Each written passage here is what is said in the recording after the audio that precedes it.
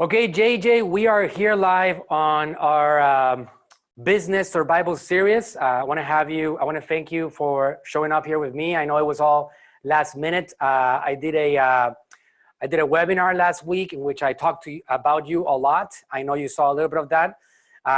People got a lot of help from it. I'm not an expert. I never, ever dream about becoming a CPA. So I promise that I will never be a competitor. It's not in my ambitions in this life. And I have people joining from all over the place right now. Obviously, this is we're going to be talking about PPP today, and then any other thing that you want to contribute to the audience. We have some questions. We have people from all over the world, but the people that are going to benefit from this are the US people, particularly what's going on right now.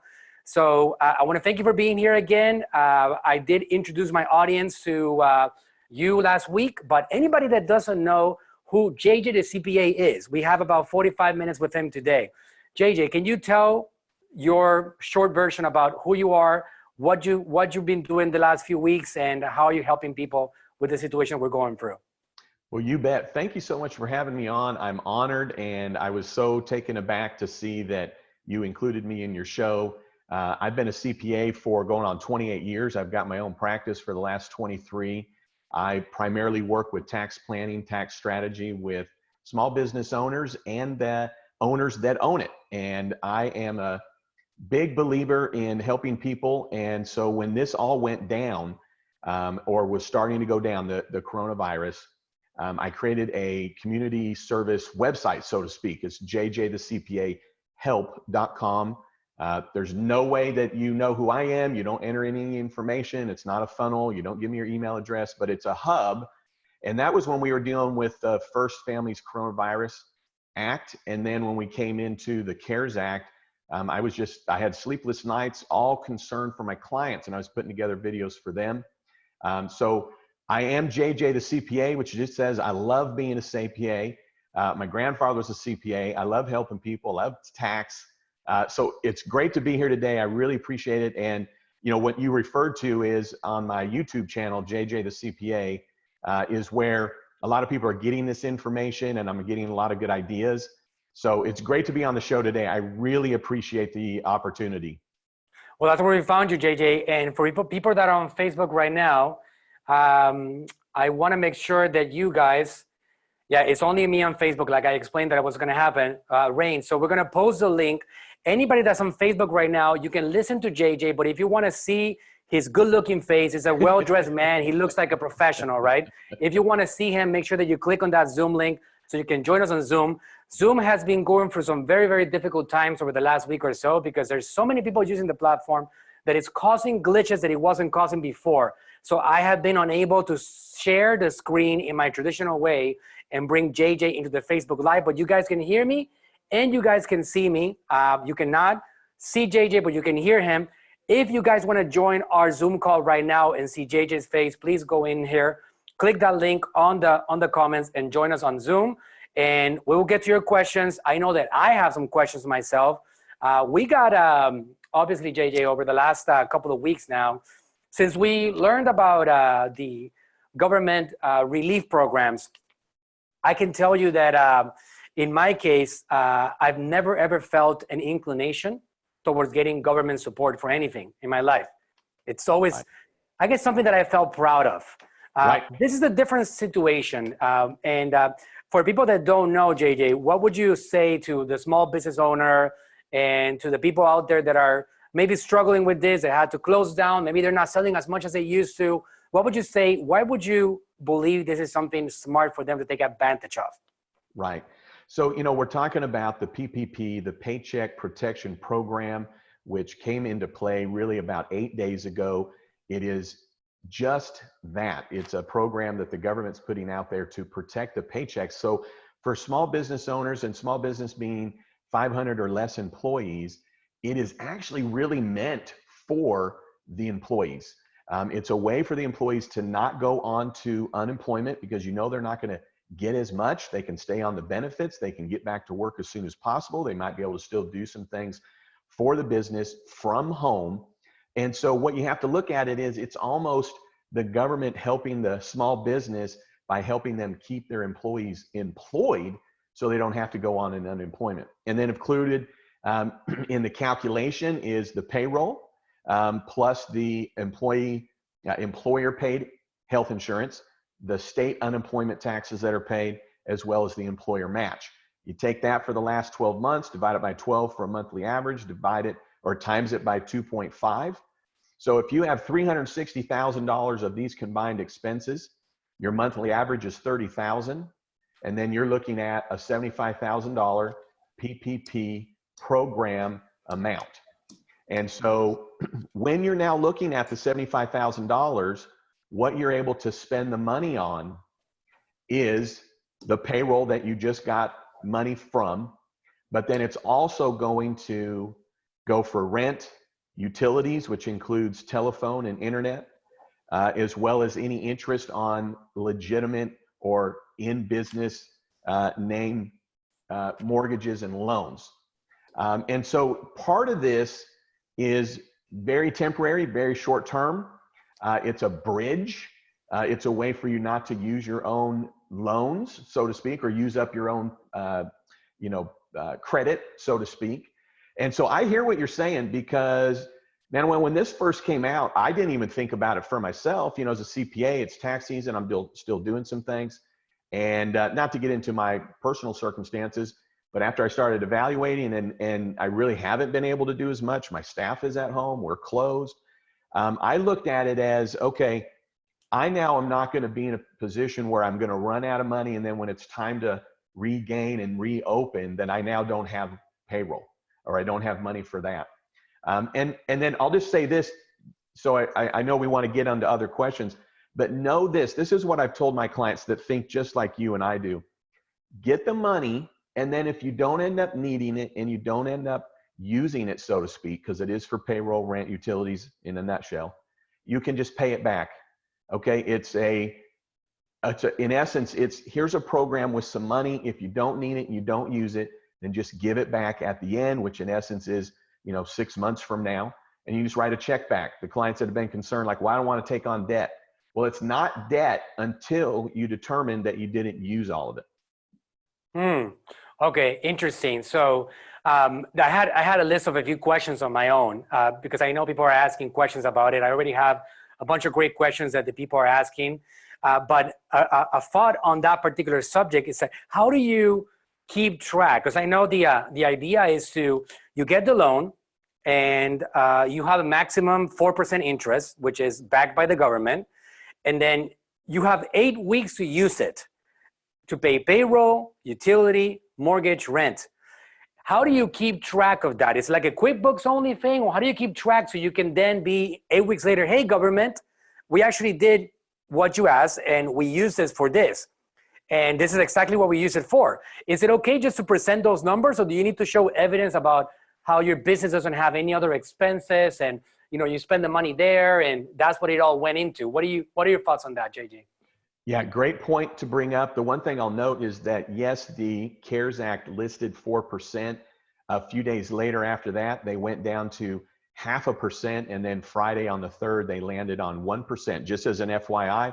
So whatever you're not forgiven of, so to speak, then you'll be able to do that loan. It's 6 to 12 months deferment.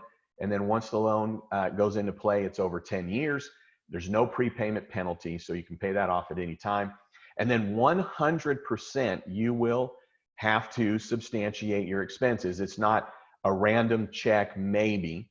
And really what it starts out with is the basics, which is literally check copies to substantiate these expenses that aren't payroll, and literally receipts. So for mortgage interest, it'd be your statement from the bank saying, here's the amount of mortgage interest that was included in your payment. Your rent, either a copy of the lease or something from the landlord. Your utilities would be the bill related to that. And then as it relates to the health insurance, a copy of the invoice, your employer match, same thing. And then on your employment, obviously you're going to need to show, here's where it left the bank account. Here is the check copies for that as well, or direct deposits, as well as the payroll forms. So with that being said, it's not a ton of categories. So I have been asked, it does not include office supplies. It does not include anything related to overhead. If you're paying rent and it includes costs for maintenance. It does not include that. This is the hardcore costs. And so what I'm telling clients is, first and foremost, start with the check copy, start with the receipt. And even if you're just using an Excel spreadsheet, I mean, heck, even if you're just getting a notepad out, right, and just tracking what you're spending the money on, if you're doing it in QuickBooks, know this, they're not going to care about your report from QuickBooks. They're not going to be impressed you have one. Now, for me and my clients, we'll be tracking it in QuickBooks, and the way we're going to do it is we're actually going to book it as a liability, and then on those expenses, we're going to book it towards the liability that will reduce down the liability, because when you get the money, it's not taxable, but then whatever that money is used for, it's not going to yield a tax deduction, because again, you're not paying tax on the money that's coming in.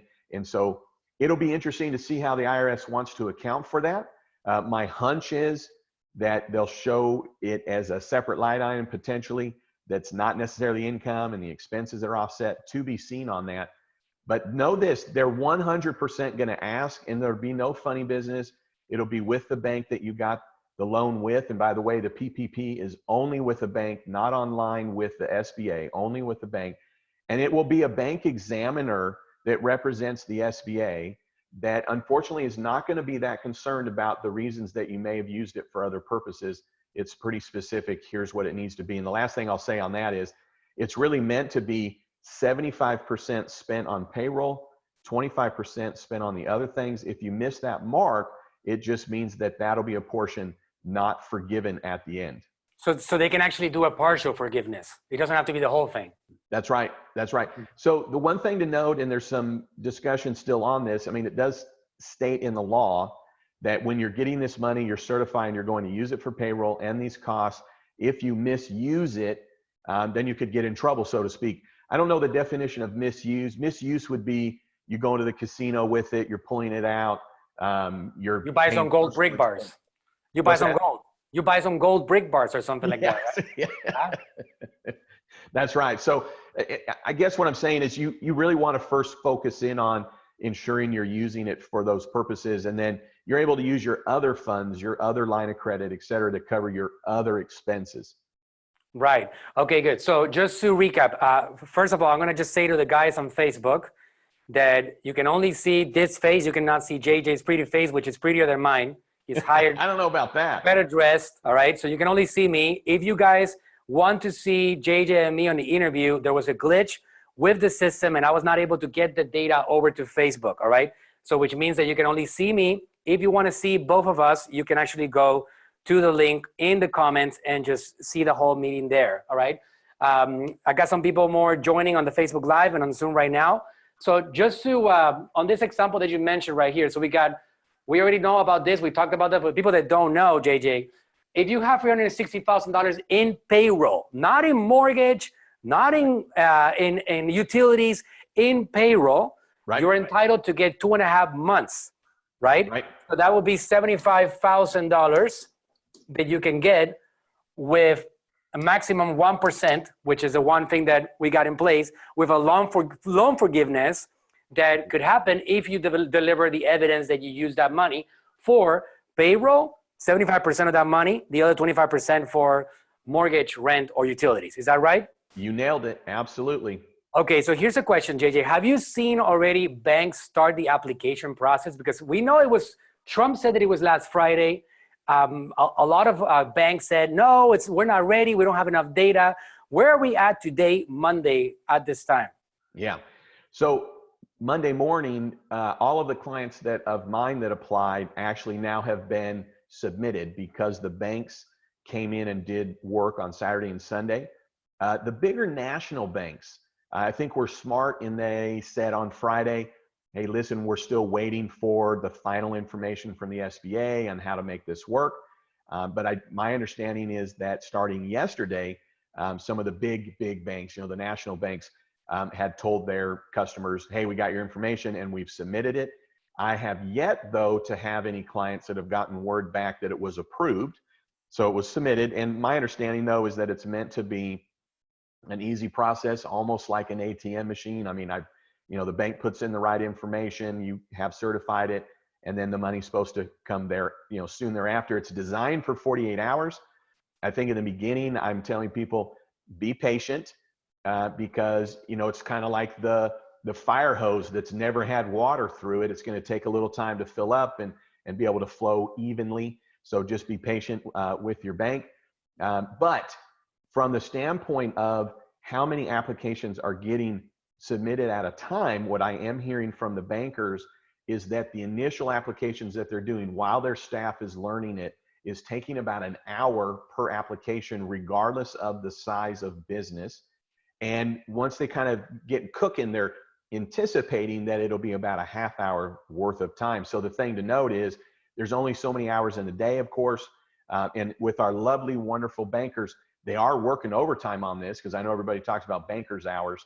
But the bottom line is that I think some patience will need to be had. I have several clients and friends that are bank presidents, and one of them, they had 2,500 and they got 4 in on Friday. They were working overtime on the weekend and only got to 100 of them. So there's going to be an amount of patience. What that'll also mean is maybe a little less panic that the money's going to run out by this Friday. The one thing I'll note to you, and it's a little unfair to the self-employed, so to speak, but if you are self-employed, meaning you don't have a business with payroll and you're not getting the EIDL at SBA.gov, for those that are self-employed and you're getting the PPP, that starts this Friday, April 10th, where you're then taking your documentation to the bank, which we still need some more guidance on exactly what that is. Right now, what I'm telling clients is have your Schedule C ready, have your Schedule SC ready, which is from your personal return, which shows your self-employment income, and then any 1099 miscellaneous forms that you got, have those ready to go, and then use that to determine your monthly payroll, which is that for an annual basis times divided by 12 to take times 2.5. Have your application filled out, and then be ready for some SBA guidance. The one thing to note here is that the SBA is moving fast as lightning. The banks are moving fast as lightning. I mean, this law went into play literally 8 days ago. And so for an application to be out and they're taking them and they're submitting and money's probably going to come out maybe next week, it is moving really fast. So we do need to be patient. So you think that realistically, the earliest that they're going to start getting things approved and out there would be like somewhere next week at some point, not this week? Right. And I know that that may not be good news for some, but I think the fact that, things were getting submitted on, it's a Friday and a Saturday and a Sunday, right? So the government maybe is producing them in their, in their system, so to speak, but they're now happy, they being the SBA that's overseeing this, they're having to maybe do their internal controls, like the first ones that are coming in, they're learning, how do we verify this information? How do we make sure we're sending this to the right account? All those things, kind of like the initial fire hose, kind of getting the water through it. So it seems to me, it seems logical that the SBA, by tomorrow will be where maybe they're able to approve some. And then if it is a couple of days to get the money in a normal circumstance, seems like might need a few extra days. That's why I think if someone were to get their money this week off the PPP, they should consider themselves, very lucky and unique. And I think the reality is next week, and I think the reality for the next couple of weeks will be probably more of not 48 hours, but probably 4 to 5 days. And I just more say that to say, have some patience. Right. Okay, that makes sense. I have a comment from Veronique in Facebook that says, Regions is ready. Navy Federal is not up yet. FYI. So I guess that corroborates what you're explaining, that some banks are more set up already and they're ready to go, and some other ones are not yet. Yeah, and I'll tell you why. And if you don't mind, my YouTube channel, JJ the CPA, if you'll check out my YouTube channel, love it if you'd subscribe. Thank you again for having me on your show and the exposure. I hope to reciprocate in some way. But I have several videos that come out every single day about this issue. I've been putting out a video every day, Manuel, for almost 2 years now. So this isn't something I just started doing. I'm doing now more. But here's why, and that's why you want to visit with your bank initially, is that The ones that were FDIC insured were just automatically a part of it. I mean, they just had to say, yes, we're doing it. Credit unions that were SBA lenders were then already in it, other than just saying, yep, we want to participate. So all banks had the ability to participate, but then they're having to, in essence, apply. And it's not a difficult process, because in fact, where I went personally to get my PPP loan, for lack of a better word, was a bank that wasn't an SBA lender. They're FDIC, but they're not a federal bank, right? They're a state bank. So they had to put in, quote unquote, an application. And it was on Saturday that it got approved. You know, it went live on Friday. So I would say by tomorrow, though, it seems like all banks should be online. And if they're not, then they've probably hit some kind of snag, not to make a negative comment about the bank, but they've hit some snag, and it might be time to just say, hey, what's another option? Yeah, which leads me to another question, which, by the way, JJ, I know you've been doing this for a while, but I think that there are times in which one's help is needed more than usual. And one of them right now is one of those times. I can tell you that in my case, I have been doing more because I believe that businesses need information right now more than ever. Like for ages, businesses have been okay. We have an economy that has been uptrending for a solid 12 years now. So a lot of these guys were surviving with referrals, word of mouth, and just like, you know, everybody was having an easier time having business. And right now that's not the case. So I personally feel my superpower, which is marketing, digital marketing, I have more of a responsibility, just like you right now. What you're helping people with can make or break an organization. You can allow a company to continue to breathe underwater and stay alive. And that's why it's so valuable. So we appreciate very much what you're doing out there. That's how we found you. One of my guys, Ernesto, he discovered you. He saw your videos, and you know, you save us a lot of time and headaches trying to figure all this out. Well, so thank you. It's a pleasure to give some back to you. Yeah, well, thank you. So here's a question about, first of all, before we move on, if you guys are okay, I'm going to try something and I'm going to see if it works. I'm going to try to push our feed to Facebook. There's a very high probability of failure, but I want you guys to bear with me. If it fails, nothing's going to happen. It's going to look ugly for a minute and for a second, and then I'm going to take it off. So here we go. Okay, so we are sharing it. We'll see what happens on Facebook right now. Let's see. We might be okay right now. I think I realized something that was causing a problem. So if my guys can tell me if they can see me on Facebook now, that would be great. If they can see JJ also on Facebook, that would be great. All right, tell me, anybody. JJ, guess what? You're on Facebook, man, now. Good. So now they can see your face. Love it. Thank you so much. Good. That's very good. I realized something. I learned something new today. All right. So this is not a Zoom technical class, though. So we're going to skip that for today. Okay. So I have a few other questions, JJ, but here's an important one. Do you recommend that we stick with banks that we have relationships with? What are your thoughts on that? The short answer is yes, because you have to be a customer of the bank to be able to get a loan with them under normal circumstances. And I've already had some that they are indicating that because you don't have a bank here or an account here, we're going to take care of our customers first, and then we'll look at taking care of customers that are wanting to be new customers. So it's not to be rude, but you know, if there's a huge line and you're the new person in line, of course you're going to go to the back. Here's what's interesting though with the big banks, and some of the banks that are maybe trying to mitigate their risk are following suit on, which is this. And I don't want to name banks, but the larger banks are indicating you need to have had an established bank account with them and a established ongoing current creditor relationship with them, a lending relationship with them. And I know that that has caused some issues. I was talking with somebody over the weekend on one of the radio shows that I was fortunate enough to be on out of New York, and they had indicated that they'd been a client of this huge bank for 30 years, platinum member, and the bank said, sorry, we're not gonna be able to do it. But here's why I think this is the case. And I did a video on this called Smart Bankers, you know, bankers are in the business of business. They need to make money.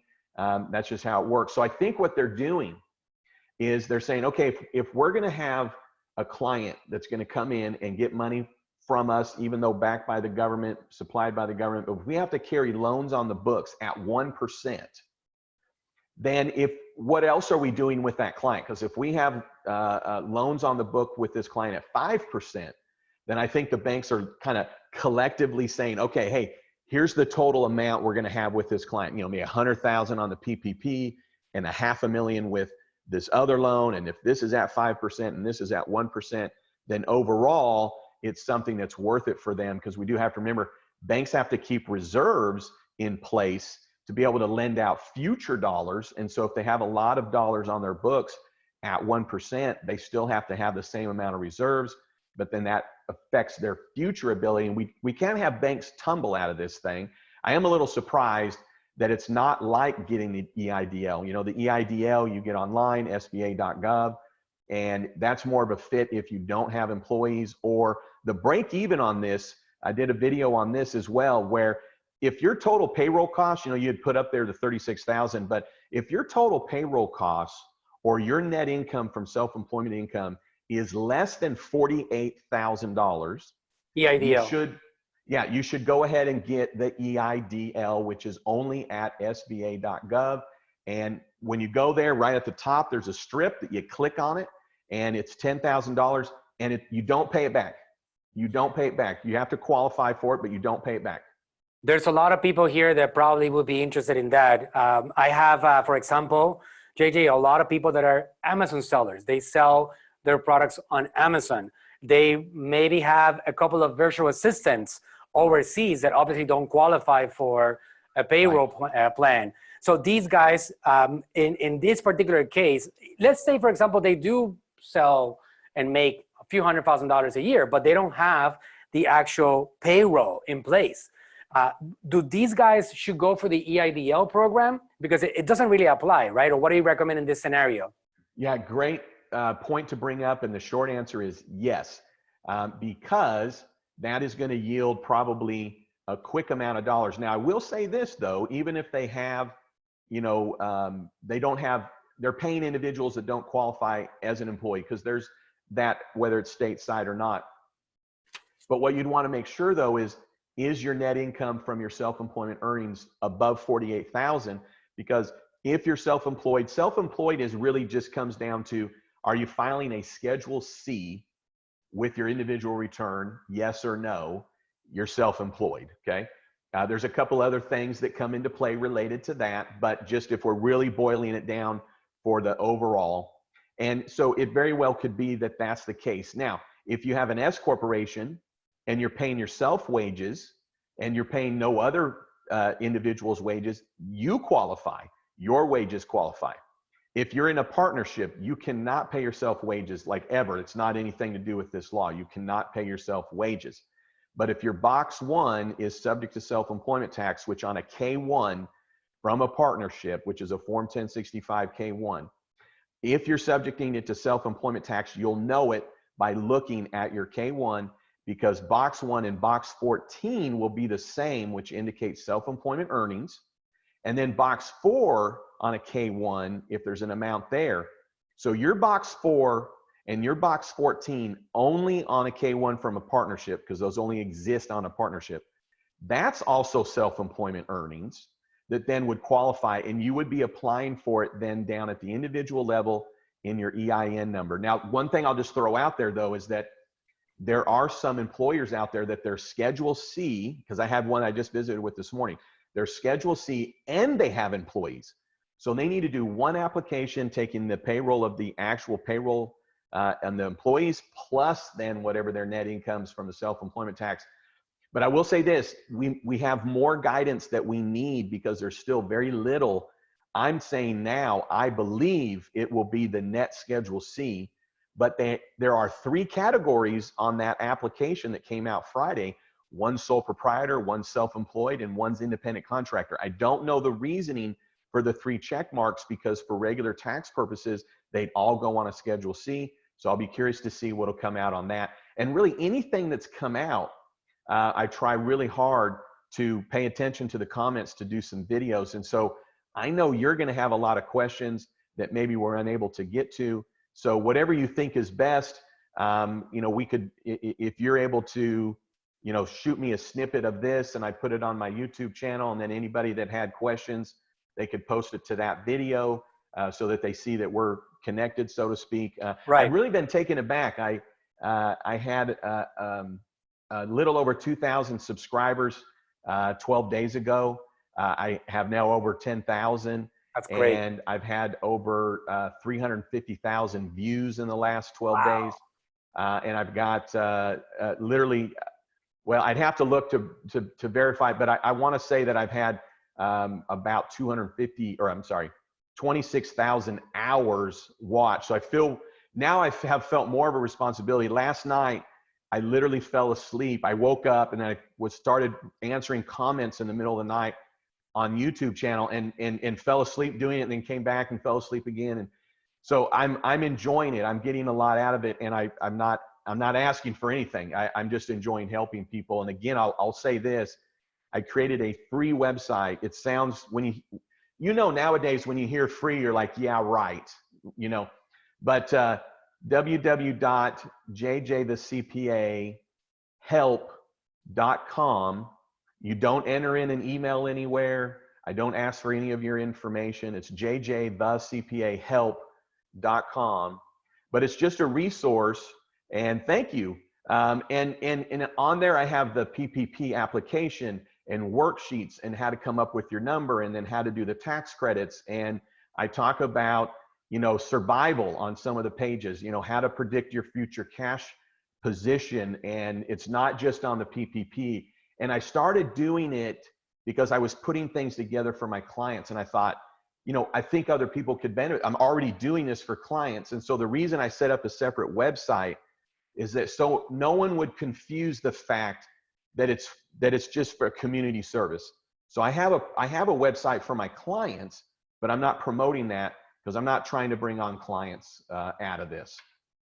Absolutely, JJ. You know, it's very important. We're going to try to rapid fire for some questions. I think yes. You have to go in about 15 minutes or so max, right?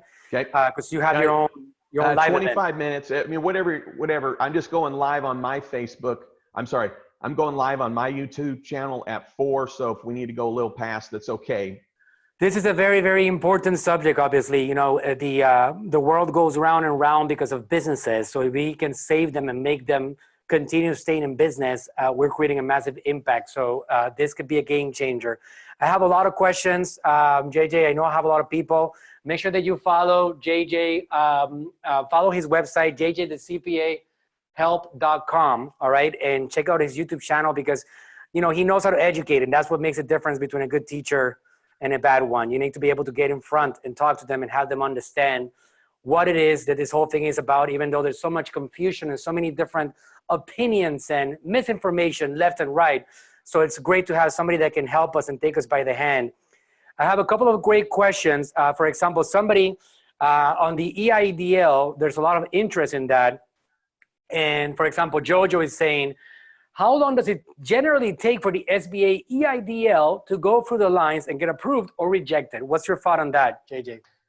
Yeah, so, you know, if we went back 10 days ago, the approval was almost instantaneously and money was received within about 48 hours. But this already happened? This already started happening? Yeah, the EIDL, that's been around for maybe well over a month. And then once we hit the CARES Act, I think it just became, actually this one, it just became more aware that there's a way to get some assistance from the government. And so the EIDL also has been very confused with the PPP. And so I've got a whole playlist that I go over and over, how it works, the differences, why you can't get both. But I will say this, to answer that question, right now what I'm hearing is 2 to 3 weeks. I had a client that talked with the SBA directly, and they said, unfortunately, and it's just because there's so many applications going in right now. Yeah, and you barely have to submit any information. It's very piece of cake. Yeah. So how about somebody that wasn't making any money? Like, let's say, for example, a person that was handling, I don't know, taxes for individuals, and they were not making really any money. They were not doing okay. Like, will they qualify for this, even though before the coronavirus, they were still not making money and now they're not making money? What are your thoughts on that? You know, what I've heard, and I've not seen it firsthand, but I heard over the weekend that it seems as though the SBA had changed the application process to determine if you have employees. Someone went so far yesterday in a comment, which I haven't been able to verify, to indicate that it's now asking how many employees you have and that you would only get maybe $1,000 per employee, and then also taking into account other expenses. But let me say that I don't know if that's truly the case, but what I've also read in publications is that it seems the SBA is changing the process, maybe asking more questions, because you're right, it's been a simple process to be able to get a boost into the business owners. So to answer your question, I have clients that have shown losses for the last 2 years, or they've only been in business 1 year, and they've been able to get that amount because they are in business, they have activity. Wow. Okay. Good. So it's pretty broad. At first, I had understood that a business had to show evidence that you had lowered your income, your sales by 25%. Is that no longer the case for EIDL or PP or PPP, whatever it is? What are your thoughts on that? Well, so what you may be referring to is that with the employee retention credit, there is a requirement of that. There's no requirement of that related to the PPP or related to any of the other credits. So that was false information that I gave my audience. For anybody that's here, that I have hundreds of people here listening in right now, anybody that heard me last week, I did say that. Obviously, you guys know that I'm an expert marketer, not an expert financial advisor. So I did say that by my research, I had gotten information that for the PPP, you had to show evidence that your sales have decreased 25% since the coronavirus became a thing. That doesn't seem to be the case. It's not something that they're going to require that evidence. Correct, JJ? Correct. But what I was going to say though is you are correct that there is some questioning like that with the EIDL. It might be the 25%, but I will say this: I've had clients that they're showing that they had gross income and then they had expenses that exceeded that income, and they've not asked for any comparison numbers. So it may just be that it's a question that's being clicked, have your sales drop. Because don't get me wrong, they're not going to give out EIDL money if the business is not being affected. So surely with the EIDL, and it sounds like the questions have been changing over time. But I will say this, related to the PPP, it's solely based on, and you said it at the beginning, what is your payroll in the last 12 months with health insurance, retirement match, and your state unemployment tax. So it's not based on sales. As long as you have 500 or less employees and you've had payroll, you're going to qualify. It doesn't matter if you're the owner or not, but it's only W-2 wages. Then you can qualify as a self-employed individual starting this Friday, April 10th. But it's not based on the sales. The forgiveness is not based on the sales. Where you may have heard some of the 25%, because I know you're astute and you're reading things, and some of that early information that may have thought related to the PPP. When you're talking about the 25%, where it comes into play is that if you spend more than 25% of your PPP money on other things than payroll, then some of it's not going to be forgiven. If you have a drop in payroll expenses compared to last year, then some of that money is not going to get forgiven. So you didn't hear incorrectly. There was a lot of discussion about this 25%. All I was going to say is not based on the gross though. Got it, because this is all based on 2019 payroll that you had, right? So if you were averaging $10,000 a month in payroll in 2019, but now once you get through the loan, you're averaging $6,000 a month, then it shows that you actually let go of people instead of keeping the workforce. And this is all about keeping the workforce. They're trying to keep the employees with a job. It's not necessarily about helping the business. It's about helping the employee not lose a job, right? Am I correct on that?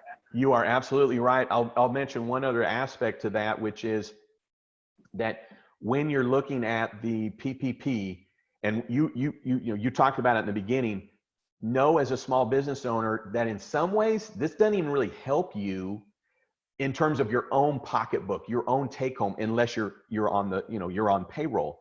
It's there to help the core part of your business so that there's a business to come back to. It helps your employees not get onto unemployment. Now, the one thing I'll mention to you is that there are banks right now, and I don't know where they're coming up with it, because nowhere in the SBA guidelines that we got on April 3rd that I find anything in there about this.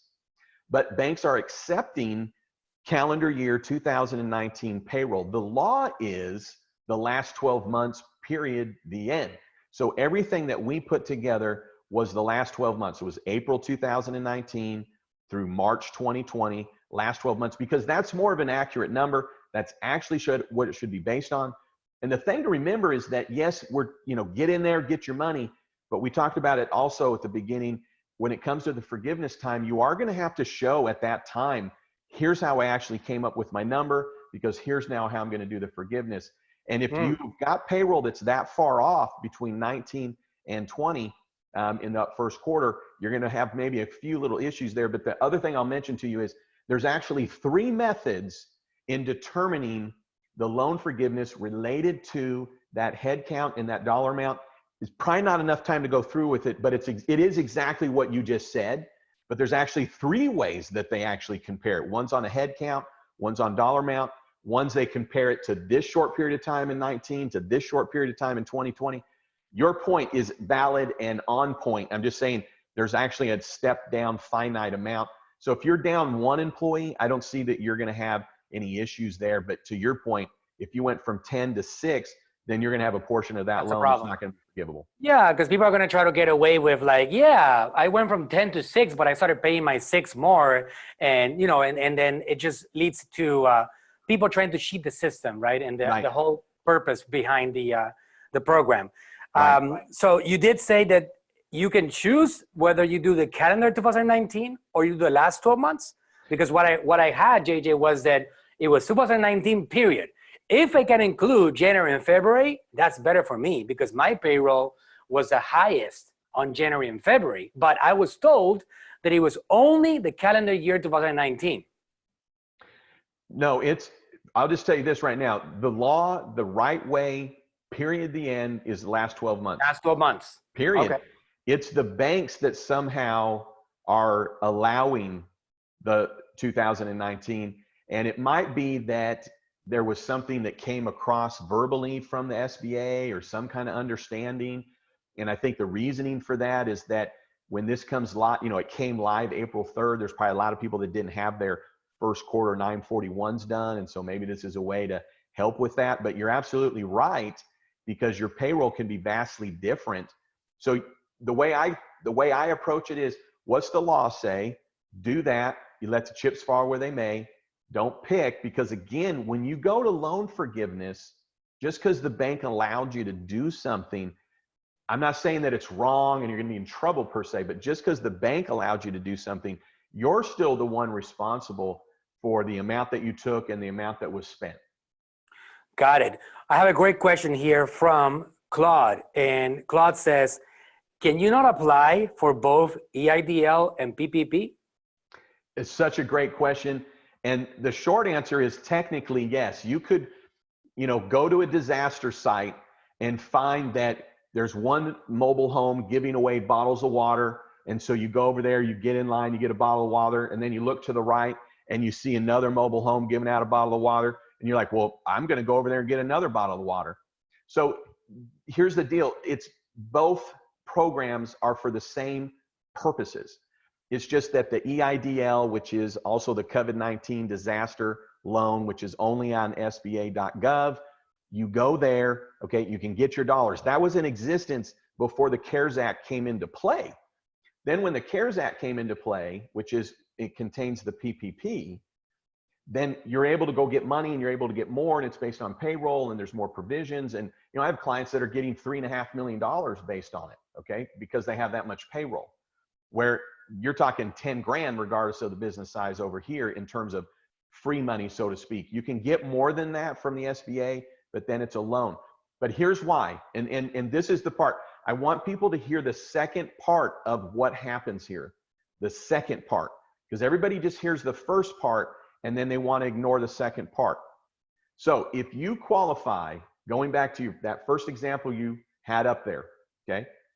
If you have 360,000 of payroll costs, and then your monthly average then of course is 30,000, you then qualify for $75,000 for the PPP, okay?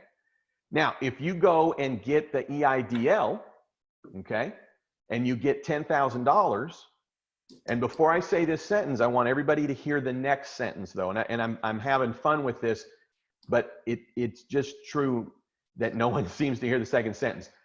So you get the 75 grand, okay?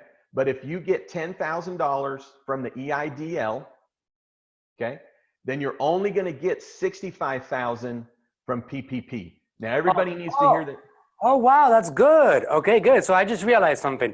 So they could, it's an emergency fund, right? So it's like, here you go ahead, breathe a little bit, but then that's in the system. So by the time that you apply for your PPP, they look at, oh, you apply for the EIDL because I see it connected with your social and you're the owner over here. So look, I'm going to give you, instead of 75, because you got the 10, this is going to be now 65. So it's not like you're going to get away with like a bonus 10K. It just goes towards this program, right? Yep, but here's the second part of this. This is why you don't want to do that. You don't want to do that because if you qualify for 75, just as you showed up there, the max you're going to get is 75, right? You could get 10 from EIDL and you could get then 65 and you say, hey, well, I walked away with 75. Here's the catch. Here's the stinger. This is a stinger, okay? Of that 65 that you then got, 100%, you will not get 10,000 of it forgiven, period, the end. Because the PPP money is the one that has loan forgiveness. The other one is a grant. So if you get 10K on that EIDL, that's not forgiven. It's forgiven if you only do EIDL. Nope. If you do EIDL only. Yeah, I'm glad you're breaking this down. So we want to break it into two. It doesn't change anything about the EIDL if you got PPP or not, right? So you get an EIDL, you get your 10 grand, you're done, you don't pay it back, period. Doesn't matter if you got a PPP or not, literally you're done with that transaction. You're not going to pay it back. But it does reduce down the PPP, but here's how the law reads, okay? You now have 10 grand from another program that is paying for your $65,000 of expenses. So it's not that you got it in advance. You had a penalty. You didn't get 75 because you got the EIDL. And that penalty is not just a reduction. The penalty is this. You get 65,000, okay? And you spend it all on payroll and you walk into the bank and you say, hey, listen, I did it perfect. I spent it in 8 weeks. No, 75% went to payroll, 25% went to these other items. Boom, I get it all forgiven. And they're going to say, thank you for that. But guess what? It's not all forgiven. You did everything perfect. You have all the documents. Good job. But because you got the EIDL, 10,000 of this PPP is not forgivable. It is not forgivable. And here's why. You were using money from another program to pay for expenses that PPP was meant for. So it is not seen as, now let me just tell you this.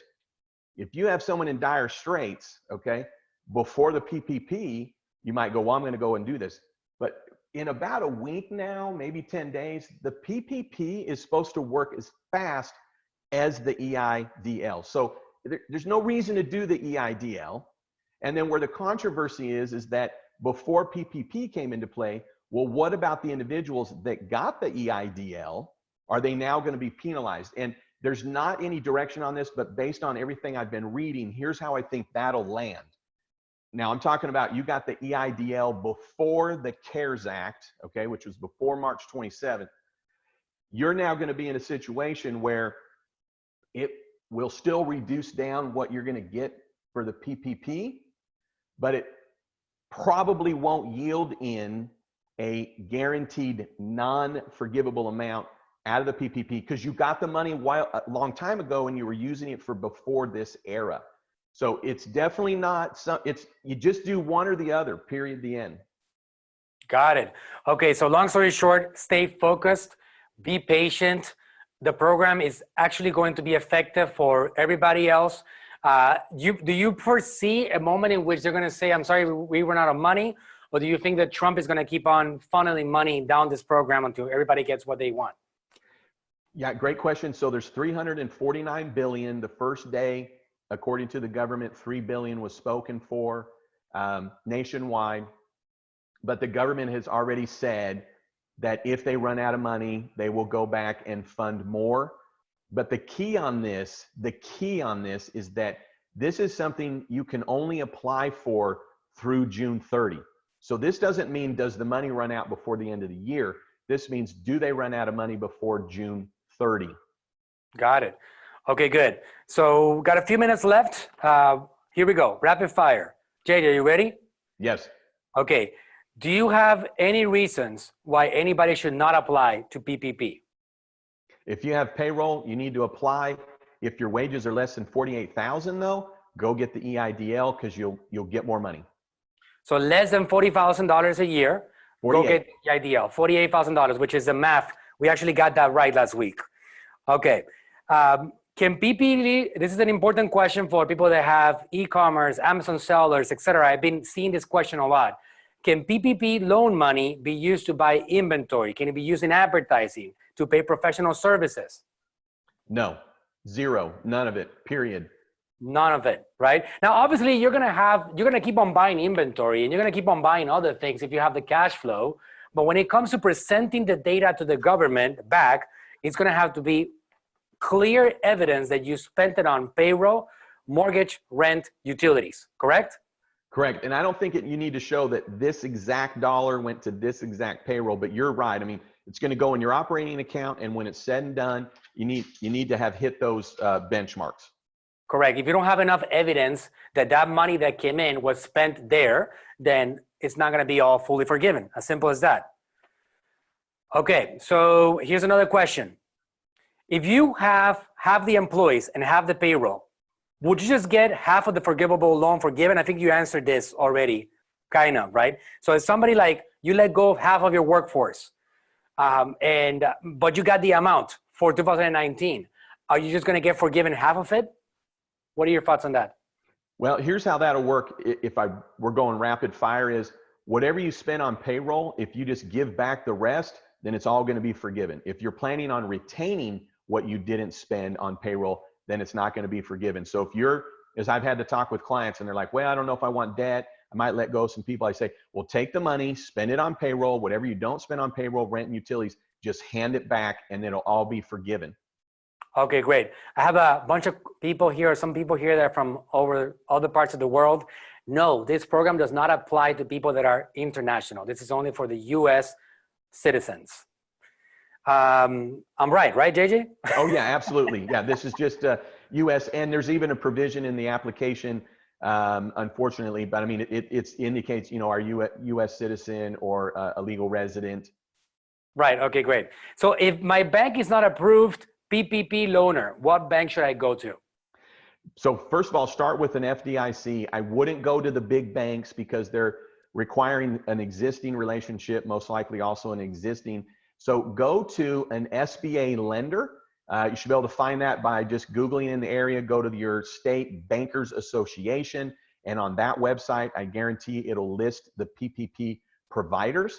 And if somebody is an SBA lender, smaller bank, okay, smaller bank in the sense of you're able to probably talk to somebody, go in, get your answers, and they're probably, for lack of a better word, looking for some additional business, that'd be who I would go with. Okay, fantastic. Here's another specific example, specific question. Can you give us an example of how you're having your clients track the expenses paid with the PPP loan money? Are you having this money deposited in a special account, or how would it be administered? I'm not recommending a separate account. What I am recommending is that on your QuickBooks or in your system or whatever QuickBooks you're using, that when you are coding the money in QuickBooks, you would show it as a liability. And then as you spend the money, it would offset the liability. But now let's just go to real life for the owner that's not doing QuickBooks or they're hiring someone to do QuickBooks. It's down to the crude, old-fashioned way before we had even computers. Because what they're going to want to see is check copies. They're going to want to see the invoices. They're going to want to see the bank statements, because the main thing they're trying to verify there is that it was a qualifying expense, and secondary, that it was spent in the 8 weeks. And here's what's key. It's 8 weeks from approval, not 8 weeks from when you get the money. So basically, when you're talking about tracking it, I mean, get out a sheet of paper, notebook paper at a minimum, and start tracking down what it is that you're spending the money on. And know this, on payroll, it does not include the payroll taxes other than the state unemployment taxes. So a lot of business owners will think, okay, here's how much money just left my account for payroll, so that all counts. Not the case. It's only going to be related to the actual payroll. And there's a number of controversy right now. Part of the thing that I do that I think is almost required is I'm in the law, reading it over and over and going and comparing. And then I present across the nation on behalf of 𝗟𝗘𝗔𝗥𝗡, which is a continuing professional education program that delivers continuing ed to CPA. So I've been to over 50 cities in the last 18 months talking about the new tax law, of course, before this all came into play. And what you want to know is that it is going to be your responsibility. So I'm counseling CPAs by saying, let's not get overzealous.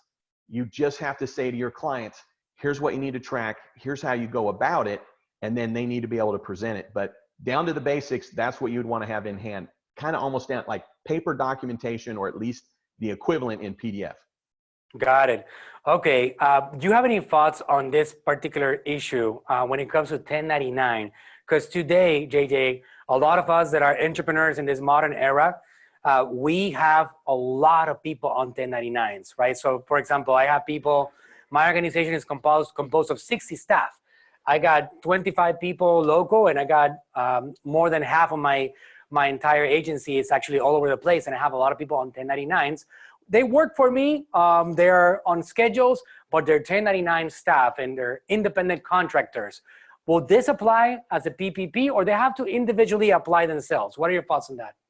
Yeah, and I appreciate that. Let me ask you a quick question, if you don't mind. How much do you want to go a little longer? Because I can just tell, I had put a message out, I was going to go live on my YouTube channel.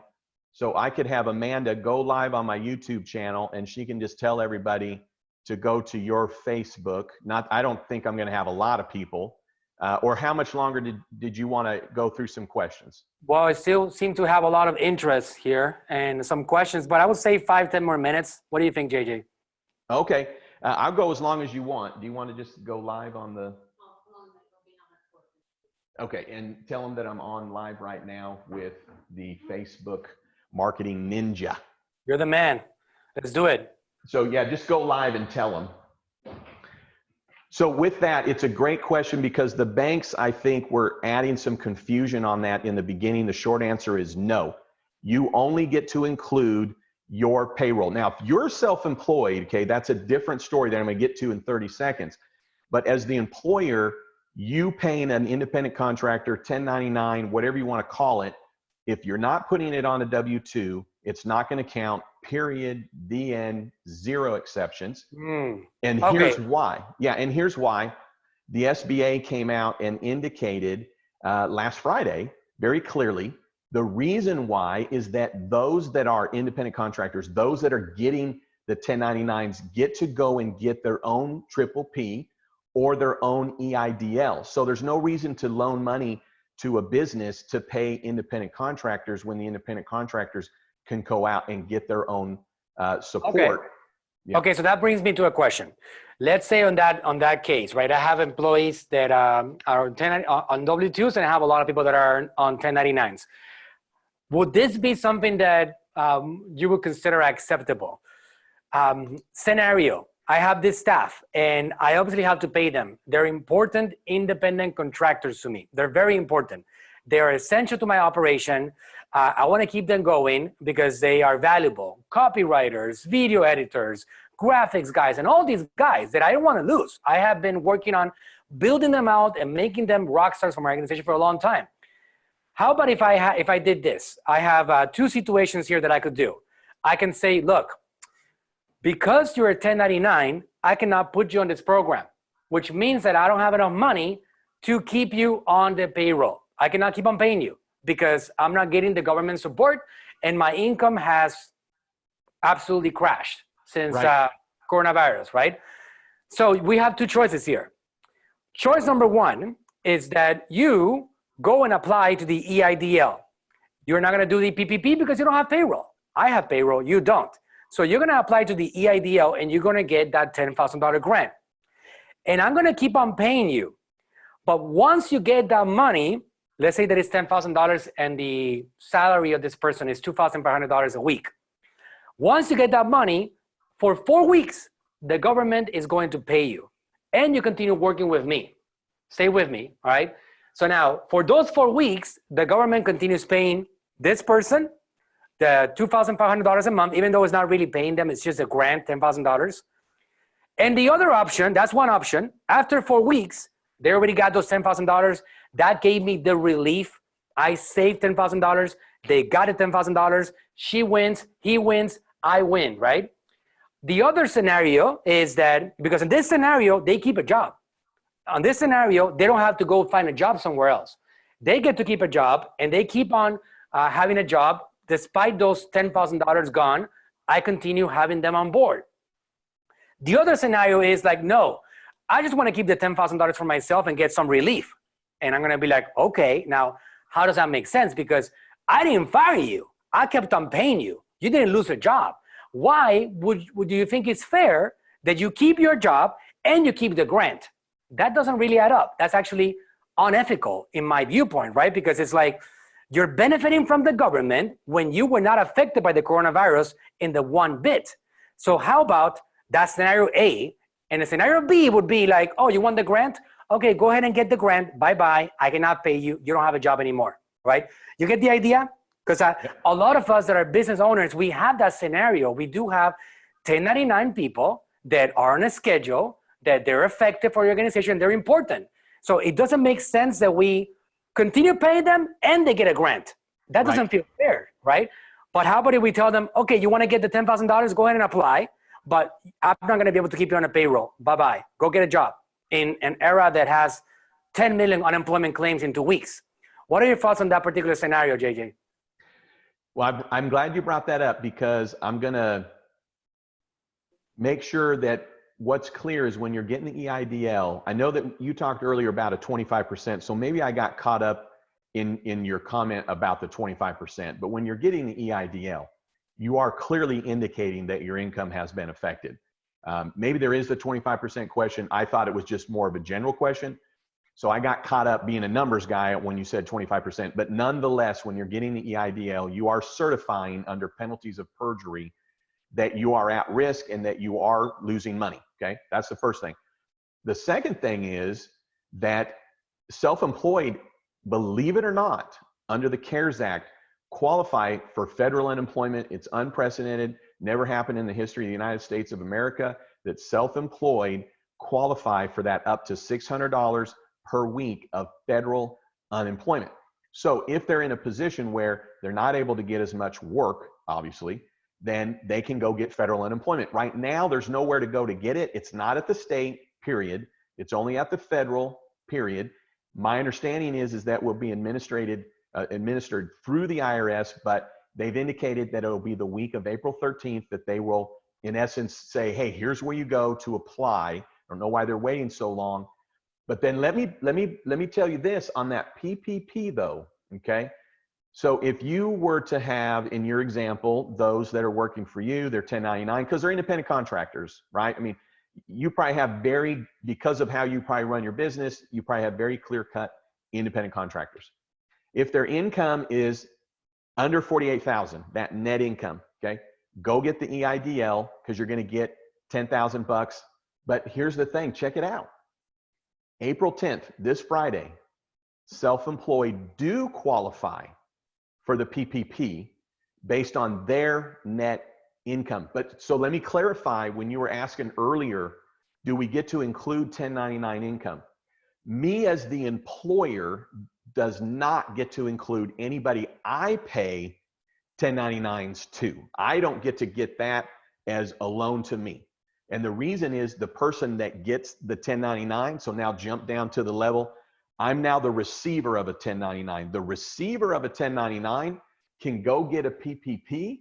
The only reason you would get a PPP though is if your net self-employment income until further guidance is above 48,000. So even better than what you had thought there, meaning if you've got someone and they're independent contractor, self-employed, sole proprietor, and they're netting 100K, okay, because it only counts up to 100K. I mean, take 100K divided by 12 times 2.5, that's what they're getting, okay? But then they do have to your point, they got to still prove it at the end that they needed it, okay? And that it did go to, in essence, them. It went to the expenses to run their business, so to speak. We're still waiting on a lot of guidance on that. So if you're self-employed and you have one staff and that staff is you technically will qualify to the PPP if you had put yourself on the payroll and you were paying taxes on that, and that's something that you would be able to apply. There's no limit to how many employees. It can be one employee, it can be 499, right? 500 or less. And even if you didn't put yourself on payroll, so if you don't file a separate tax return for your business, you have a Schedule C as in cat, and you have then a Schedule SE as in self-employment. Based on that net, as we understand today, April 6th, without further information, it's based on that. So even though you didn't pay yourself a wage, because it's self-employment income subject to self-employment tax, which self-employment tax mirrors payroll tax. So that is why a self-employed individual that's deemed themselves subject to that tax can go and get a PPP, because in essence, they've treated themselves like an employee in the sense that whatever they've netted, they've been paying in Social Security and Medicare tax plus a match, just the same as if they had a business and they withheld the Social Security and the Medicare and a match as well. So that's April 10th that self-employed individuals. And then here's the advantage that they have over you and I, right? Because we each own our own business. That's a separate return. I can get a PPP based on my wages, but I'm not going to be able to go get unemployment, okay? Because I own my own business. I can't state that I'm unemployed. A self-employed individual can, because they are in essence relying on only a few sources typically. And if they can show that those sources are no longer paying them, so they have three options, okay? Federal unemployment, the EIDL, or the PPP, noting it's either EIDL or PPP, but they still can do the federal unemployment even if they're getting these other benefits. So they have a lot of options there. Got it. Okay, good. Good stuff, JJ. So here's a thought on the future. So you think about 2.5 months of payroll. What happens when that dreaded 2.5 months of payroll comes to an end, and now many businesses were not able to recover? What are you as a CPA, as somebody that is really informed in this subject, what are you advising your clients, your students, your audience to do in these 2.5 months? Are you recommending that they cut expenses, that they watch out how they spend their money? What are your thoughts on the future once these 2.5 months pass by and everybody is running out of this particular money that they got? Yeah, and it's a wonderful question, and it's been a very popular one against business owners. And it actually starts with the business owner looking at right now, what's it going to look like in that in 8 weeks? Okay, where am I at in 8 weeks? Am I open? Do I have payroll? Do I have money for payroll? So what they're wanting to avoid is getting money now. They are not able to spend it in the next 8 weeks because they're not open. Okay, so they don't have the payroll, so to speak. The employees are collecting unemployment. So that's what initially the business owner is thinking. Okay, we're not open, so these people need to go on unemployment because I don't have money to pay them. So now they're on unemployment, or they're heading to unemployment. So the problem right now, and I think they're going to have to go back and do maybe a correction on this, is I got to spend that money if I'm a PPP recipient in 8 weeks. So the problem is if I don't have the payroll and I'm now past 8 weeks, Yes, I'll have that money going after that when I reopen, but now I'm going to have to pay all of it back. You got to bring that money fast. Like once you get that money fast, you got to bring your workforce back fast and get them to work without wasting any time. Yep. So the advice is that if you got two choices. One, if you're taking the money, it's to give it to the employees in the next 8 weeks, whether that makes sense from a business standpoint or not. That's what it's meant for. Through you, it goes to the employees. It's not your money, even though you're the one getting it. It's really for the employees. The second decision to make, though, is, are you in a situation maybe where you do not have good credit? You're not able to get a good loan.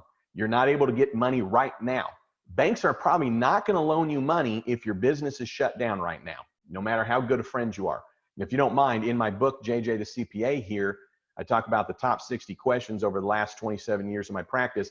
And there's a good section, several chapters about dealing with bankers. And the thing to know with bankers is their number one priority is to get repaid, period, the end. They're not your friend in the sense that they need to get repaid. Why I'm saying that is I do have business owners, and we're looking at it as a calculated risk in the sense of, okay, you're going to get this money. Maybe you're not open in 2 to 3, 4 weeks, but you're going to need money to get your employees back to work once you open, okay? So the risk they're taking is you're going to still use that money for payroll, because if you use the money between now and June 30, you're still going to be A-okay in the sense that you spent it properly. You're not going to be in trouble, okay? But none of it's going to be forgiven, but at least you then have the money, and it's at a 1% rate that you can pay over 10 years. But let me be clear in what I'm saying here is that this is still an employer, though, that's planning on using it still for payroll.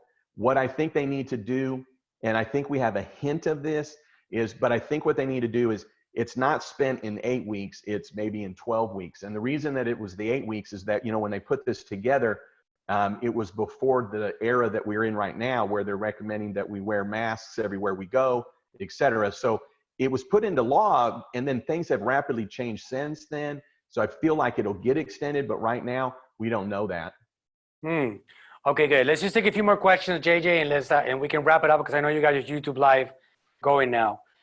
Kat says, she's on Zoom. She says, please address banks saying they're out of money already. Have you heard that already? I've not. However, banks, I think, are taking a calculated risk. Remember, banks have a decision on how much they want to carry on this, because what's not forgiven, they have to keep on their books as loans. So I think internally, banks have decided we will do this amount. Okay, they're going to make a 5% fee on whatever it is that doesn't cost the recipient anything, but they're going to make a 5% fee. But on the back side, they still have to be the bank examiner. They got to review all the documents. And then if you don't have it forgiven, then they're going to have to carry that note.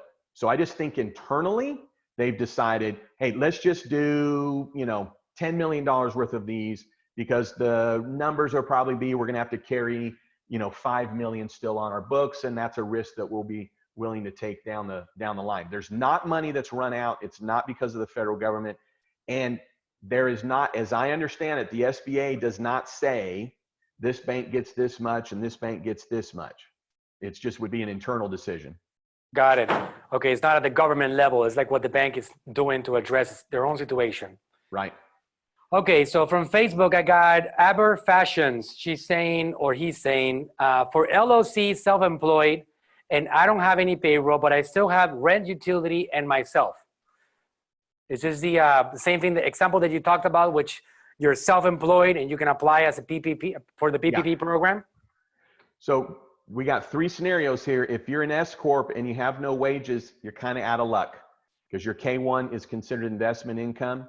If you have a partnership and you're getting a K1, if box 14 has an amount in it, which is net self-employment earnings, and or box 4, which is guaranteed payments, that is then down carried at the individual level. You're picking up self-employment income, and you would be able to apply personally on that self-employment income. The third scenario is you don't file a separate return. You have a Schedule C, which is on your personal return, and that net income, the net self-employment income. So what I'm telling people is go to Schedule SE. Go to your return, look at 18, or if you've already filed 19, do you have a Schedule SE in there? Because Schedule SE is, here's your net self-employment earnings. And that's a golden ticket for partnership owners and self-employed if there's amounts on there. And then that would be the amount you would take divided by 12 times 2.5, no more than 100,000 as a starting point. I think this is a similar question. Let me know if that answered it. Devin Angus is asking, what if you're an S Corp with no employees and you don't even pay yourself? Are these people not eligible for PPP? Correct. They're out of luck because the distributions is a return of capital. Box 1 is investment income. They don't have any wages, so they're out and they're not considered self-employed. So 4 letters, EIDL, correct? Yes. Yep. Absolutely. For somebody like this. At least they'll probably qualify for a 10K grant. They would, most likely. Yep. Okay, great. So let's see. A lot of people super happy here. Guys, remember to follow JJ the CPA, get good information. He has the energy. He has the right knowledge to help you guys out. You guys need to stay in business because, JJ, the reason that I do this is because if these people are not in business, then I cannot sell them anything in the future, right? So I'm in it for me. I'm not in it because I want to help them. I want to sell them something in the future. And if their business doesn't work anymore, I cannot sell them anything. Just kidding. I do want to help them. But but it is true. Like we do want to make sure that people get the support and the help that they need. And right now, information can really, really make or break an organization. You can apply for the wrong thing. You can get the wrong data.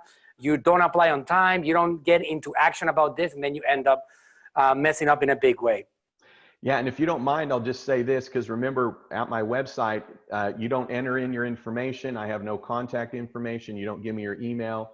In no way is it anything other than to help. But on my website, 𝗟𝗘𝗔𝗥𝗡.com, 𝗟𝗘𝗔𝗥𝗡.com, I have a worksheet that is on there that's, if you're basing your calculation of the loan on the last 12 months, use this worksheet. If you're basing it on 19, so there's a page there that's called PPP, and it has both calculations in there.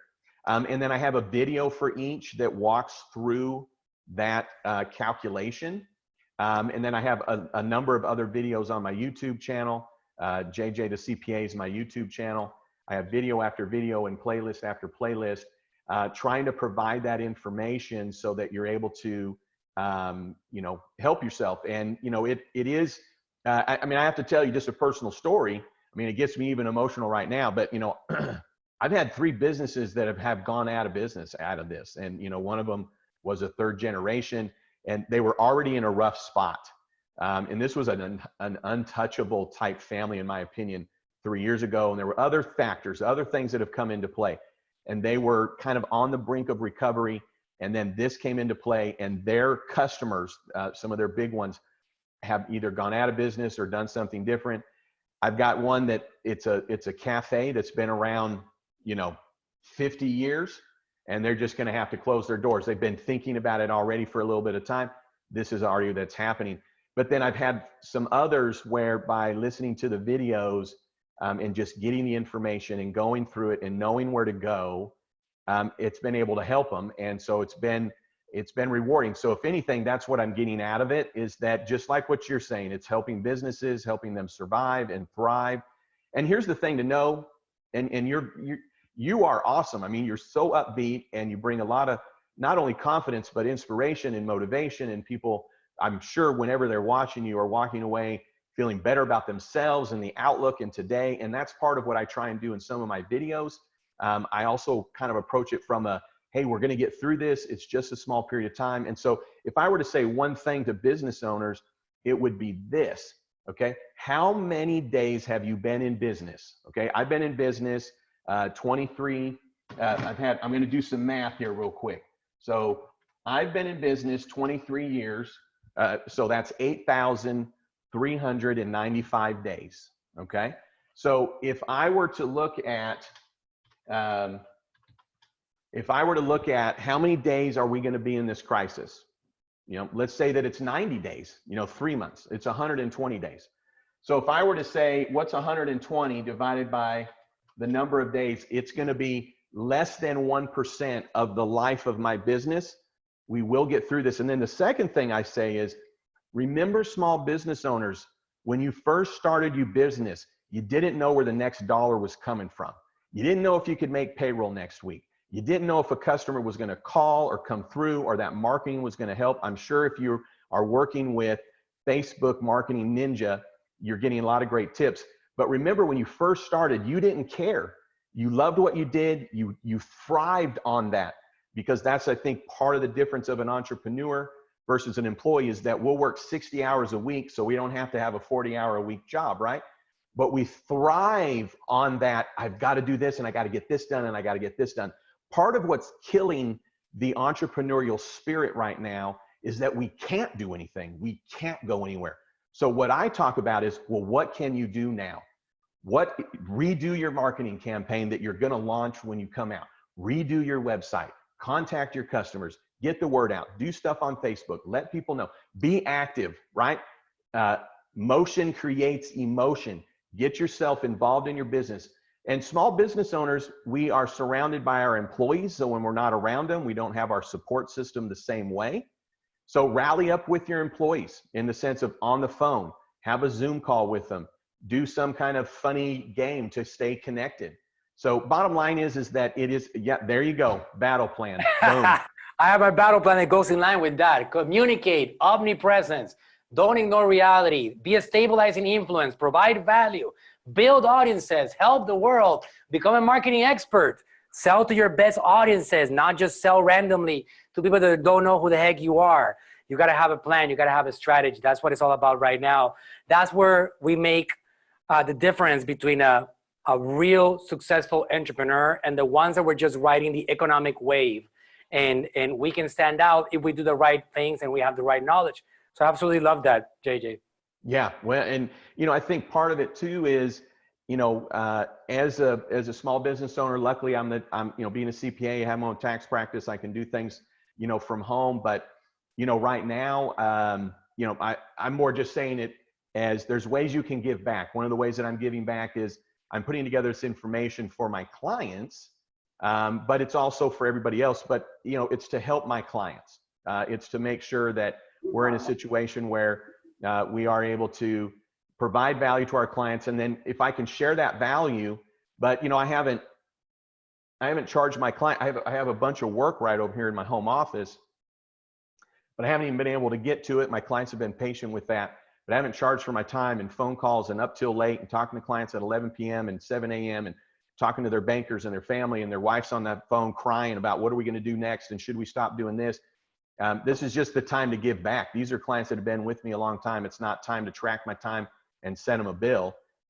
So anyways, point is that yes, what can you do to give back to your customers? Even if you're a restaurant, there's some ones that are being pretty unique. They're doing a cooking show at home. Hey, here's some supplies, do this. I've got a client that is a music venue. So they're already planning a big party when we're all back. They just don't know the date for it yet. And so they're actually selling some discounted tickets, and they have like 20 bands come into it. And it's going to be, $20 a ticket, but it's worth probably 50. But it's a way that those patrons can help. So people do want to help other businesses. And if you're out there, then the goodwill that you're building when you reopen I think will be amazing. Because think of this, when we can go back outdoors, so to speak, everybody's going to want to be out and about and very appreciative of who they get to do business with. You got it. You know what? I don't know how long you've, you might have just found out about me last week when I talked about you, but. Well, I've heard of you for a long time. Oh, that's great. That's an honor, JJ. So I can tell you that I created a program a couple of years ago called the Facebook Masters. 6 months of non-stop work. Like, it was an obsession of mine because I had been walking the talk. I'm not just one of those guys that dreams about things and then wants to teach it. I usually just get things done, and then I see results, and then I want to talk about it. So I've had a lot of success traveling the social media wave and, learning about these platforms and utilizing them. So I opened up a course and I sold it to a lot of people, thousands of people. They invested thousands of dollars for this program. I decided to use this. I stopped thinking about my business for a second, and I decided, okay, so how am I going to walk the talk in this era? Well, I went to my battle plan and I said, I'm going to be omnipresent. I'm going to try to reach people as much as possible. I'm going to be a stabilizing influence. I have a superpower and I want to give it to the world. My superpower, I have a lot of weaknesses. My superpower is to teach people about marketing. So I opened up the course and I created a relief program that just like the government did, I did my own program and I allow people to get in here and do the program for free of charge. All the way to April 30th. It's a $2,000 program. So that's what I did. That's my example. That's now, awesome. I'm not saying that because I do have, for example, in my case, I have an agency. So even though I opened up a very big source of income for my agency, which is my programs, I opened it up for free. I just didn't feel it was right for me to sell it during this time. So I said, you know what, I'm not gonna sell it. But at the same time, I feel a responsibility for the world. And because of that, it almost feels like I would be irresponsible and I wouldn't be able to sleep or feel good about myself if I go to sleep every day, knowing that I have a technology to help businesses survive this era and not giving it out to the world. And even though I had a lot of people that were my students, my paying students, which by the way, they have been incredibly supportive. They understood what I opened it up, even though they paid thousands of dollars for it. Everybody understood and supported me. Maybe I got one or two people that said, oh, Manuel, but what are you gonna give me? Or like, it's not fair. I knew it was gonna happen, but generally I've had a lot of support from my audience. That is my superpower. So I think that what you're doing, JJ, is that you're sharing your superpower to the world, right? And you're helping people in this era.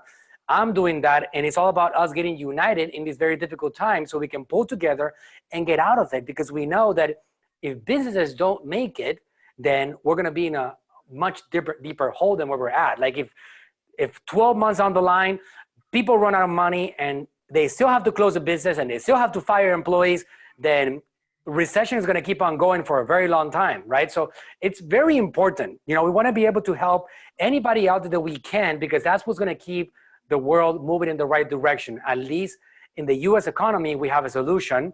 Worldwide, I'm giving out this training, and I think if we do that, then we're moving into the online world faster. I do believe that what's happening today, which is a lot of Zoom, a lot of Facebook Live, a lot of online, a lot of podcasting, internet, Facebook, etc., that still was going to happen. That's the future.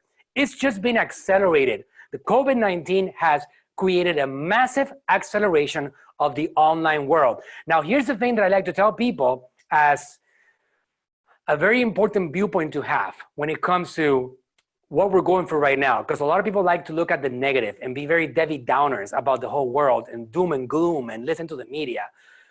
It could have been way worse. We could be going through COVID-19 in 1993 without internet and having to be segregated from the world and with mandatory social distancing rules without the ability to communicate on Zoom, on Facebook, on social media. That would have been terrifying.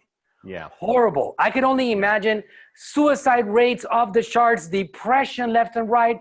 Guys, because production monitors the condition of an individual. If they're not doing well, if they're not productive, they don't feel well.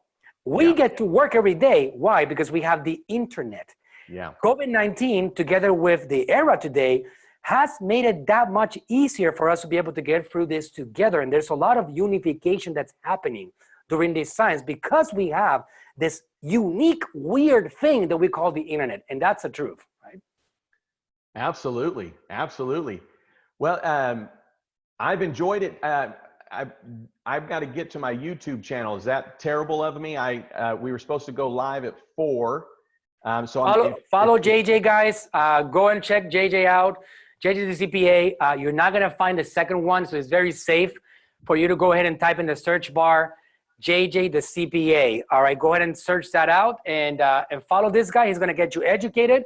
You wanna learn marketing, you come to me. If you wanna learn tax rules, if you wanna learn government programs, relief funds, if you wanna learn about what else can you help them with, JJ? What else do you do on your side? Yeah, I appreciate that. I think it's more, helping with the taxes and knowing the accounting, but just how to run your business better, more conservatively, but then smarter, being prepared, motivating. And I think from the standpoint of just making it fun, I tell people that all the time. I try and make it fun. Thank you so much. I mean, I'm honored. I cannot believe I'm on your show. Thank you so much. Huge fan. And thank you for all those that are tuning in. I'm going to be going over to my YouTube channel. I'm going to be going live every day at 4 p.m. Central Standard Time, just to try and answer questions. I'm trying to keep up as many as I can. And then I look forward to collaborating with you as well. Thank you, thank you, thank you, thank you. You're doing such a great thing for the world. My pleasure, JJ. Anybody here in my audience that I still have here, or anybody joining late, guys, I have a lot of people that have been with me for a long time. Guys, if I didn't get to answer your question or JJ didn't answer it, copy it, jump to the YouTube live, paste it, follow JJ. He will help you out over there. And let's keep the show on the road. All right. Fantastic. Great to have you here, JJ. All right. I really appreciate it. Okay. Bye-bye. Thank you.